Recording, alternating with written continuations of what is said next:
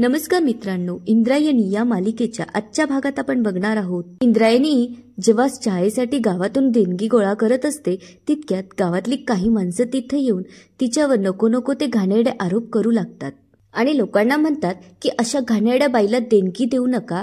ही बाई दिवसा ज्ञानाच्या गोष्टी करते आणि रात्री परपुरुषाबरोबर गळ्यात गळे घालून फिरते. अशी बाई आपल्या मुलांवर काय संस्कार करेल असं म्हणून थेट इंद्रायणी. आता बाकीच्या गावची मंडळी तोंडाला हात लावतात तेव्हा त्यातली बाई इंद्रायणीकडे जाऊन तिच्या हातातून देणगी परत घेते आणि इंद्रायणीकडे बघू लागते आणि तिला नको नको ते बोलू लागते. तेव्हा इंद्रायणी तिच्याकडे बघत असते. इंद्रायणीला खूप वाईट वाटू लागतं. तेव्हा ती बाई तिला म्हणते, माझ्याकडे अशी का बघतीयस? तू काय मोठी सती सावित्री लागून नाही चालली की तुझ्या बघण्याने मी जळून जाईल? असं म्हणत आता सगळे गावकरी तिथून निघून जातात. इंद्रायणी मात्र रडत रडत सभेसाठी भाषणाची तयारी करत असतो. इंद्रायणी बघते की अधोक्षजला भाषण करताना खूप अडचणी येऊ लागतात. अधोक्षजला काही गोष्टी आठवत नसतात आणि तो मधून मधून अडखळू लागतो. तरीही अधोक्षज प्रयत्न करत असतो. तेव्हा इंद्रायणी विचार करते, आपण जर अधोक्षजला सगळं काही सांगितलं तर त्याचं भाषणावर परिणाम होईल. त्यामुळे आता आपण काहीच बोलायचं नाही. आता मात्र अधोक्षज वैतागलेला असतो आणि विचार करू लागतो की आपण जे बोलायचंय ते सगळं आता मुद्देसूद वहीवर लिहून घेऊया, म्हणजे माझ्या लक्षात पण राहिली. तिचं दुःख बाजूला ठेवून अधोक्षज जवळ येऊन त्याला विचारू लागते की कुठवर आली भाषणाची तयारी. तेव्हा अधोक्षज तिला सांगू लागतो ही काय चालू आहे आणि भाषणासाठी त्यांनी काय काय तयारी केलेली आहे हे सगळं तो तिला सांगू लागतो. तेव्हा इंद्रायणी अधोक्षज मधला आत्मविश्वास वाढवण्यासाठी त्याला सांगते, हे बघ अधोक्षज, आपल्याजवळ कोण बसलंय, आपल्याला कोण बघून हसतंय, आपण कुठे अडखळतोय का याकडे तू अजिबात लक्ष देऊ नकोस. तू फक्त तुझं भाषण नीट कर. तेव्हा अधोक्षज तिला सांगू लागून काढलंय, बघ मी आता तुझ्यासमोर भाषण करतो. तेव्हा इंद्रायणी त्याचं ऐकते आणि त्याचं कुठं काय चुकलंय आणि कसं बोलायचं हे त्याला सांगू लागते. आता इकडे व्यंकू महाराज गोपाळच्या वागण्यामुळे खूप दुखावले गेलेले असतात. तेव्हा शकुंतला त्यांना समजावत म्हणते, तुम्ही एवढं त्याचं मनावर लावून घेऊ नका. तेव्हा व्यंकू महाराज म्हणू लागतात की कसं मनाला लावून घेऊ नको शकुंतला, अगं पोटचा पोरगा जर असा वागला तर बापाला त्रास होणारच. आता व्यंकू महाराजांना अंताजीची आठवण येते आणि ते सांगू लागतात की अंतादादाने पण हेच केलं, दारू पिला, जुगार खेळला, त्यामुळे बाबांना किती त्रास झाला हे सगळं मी माझ्या डोळ्यांनी पाहिलं आहे आणि तीच गोष्ट माझ्या वाट्याला आली.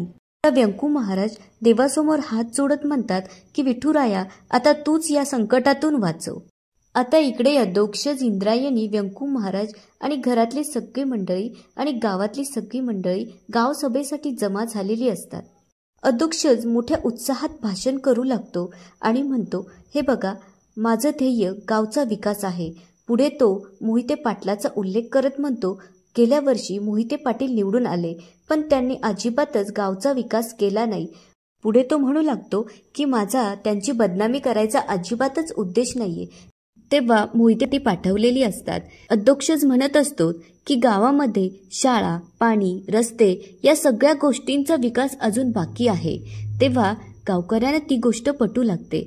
अधोक्षज म्हणतो की मला फक्त या सगळ्यांसाठी तुम्हा सगळ्यांची साथ हवी आहे. तेव्हा सगळेजण त्याच्यासाठी टाळ्या वाजवू लागतात.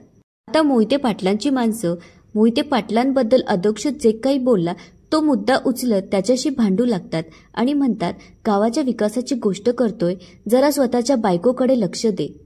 ते पाटलांनी जरी गावचा विकास केला नसला तरीही तुझ्या बायकोसारखा व्यभिचार केला नाही. हे ऐकल्यानंतर आता म्हणू लागतात, विचार तुझ्या बायकोला, तुझ्याच मोठ्या भावासोबत ती रात्री काय करत असते ते. हे ऐकल्यावर माणसाच्या बायकोला तुम्ही निवडून देणार आहात का की ज्याचा स्वतःच्या बायकोवर कंट्रोल नाही. आता मात्र इंद्रायणीच्या चारित्र्याबद्दल बोलल्यामुळे अधोक्षजच्या तळपायाची आग मस्तकाला गेलेली असते आणि तो जाऊन त्या माणसाची गच्ची धरून त्याला बेदम मारू लागतो. तेव्हा व्यंकू महाराज जाऊन अधोक्षजला बाजूला करत म्हणतात, आपल्याला ह्या गोष्टी करायच्या नाहीयेत. अरे, अशा वेळी संयम ठेवायला हवा. या लोकांना हेच तर पाहिजे आहे. आता मोहिते पाटलाच्या माणसांनी सभा उधळून लावलेली असते, त्यामुळे सगळे गावकरी तिथून निघून जातात. तेव्हा इंद्रायणीला खूप वाईट वाटू लागते. आता ही गोष्ट जेव्हा मोठ्या बाईंना समजते तेव्हा मोठ्या बाई खूप खुश होतात आणि मोहिते पाटलांना कॉल करून म्हणतात, मानलं पाहिजे तुम्हाला. पदावर असताना एवढी कामं तुम्ही केली नाही जेवढी आज पदावर नसताना करतायत. तेव्हा मोहिते पाटलाला राग येतो आणि ते म्हणू लागतात, मोठ्या बाई जरा तोंड सांभाळून बोला. तुम्हाला वाटत नाहीये का फ्लोमध्ये तुम्ही जरा जास्तच बोलताय? व मोठ्या बाई म्हणू लागतात की तुम्ही उगाच चुकीचा अर्थ काढताय. उलट मी तुमचं कौतुकच करते. बघा ना, अधोक्षजचं नाव घेऊन तुम्ही माझ्या सुनेला बदनाम केलं. खूप चांगलं केलं. तेव्हा मोहिते पाटील म्हणतात की मोहिते पाटील म्हणतात मला, मी बरोबर कार्यक्रम करत असतो. तेव्हा मोठ्याबाई म्हणतात, हीच तर गोष्ट तुमची मला आवडली. तेव्हा मोहिते पाटील म्हणू लागतात, निवडणुकीला आमचाच माणूस निवडून येणार, तोही गोपाळ, आणि तो फक्त नामधारी असणार. सगळा कंट्रोल हा आमच्या हातात असणार. आता इकडे सभेवरून परत आल्यानंतर अधोक्षज अजूनही रागात असतो. तेव्हा इंद्रायणी त्याची समजूत घालत म्हणते, हे बघ अधोक्षज, लढायला जाण्याआधीच हत्यार टाकून उपयोग नसतो. लोकांना हेच हवं आहे. लोक अशा वेळी साम दाम दंडभेद सगळे प्रकार करून बघतात, पण आपण मात्र त्यांच्याकडे लक्ष द्यायचं नसतं. त्यावर अधोक्षज म्हणतो, हे बघ इंद्रायणी, मी सगळं काही सहन करू शकतो, पण तुझ्या चारित्र्याबद्दल कोणी बोललेलं मला सहन होणार नाही.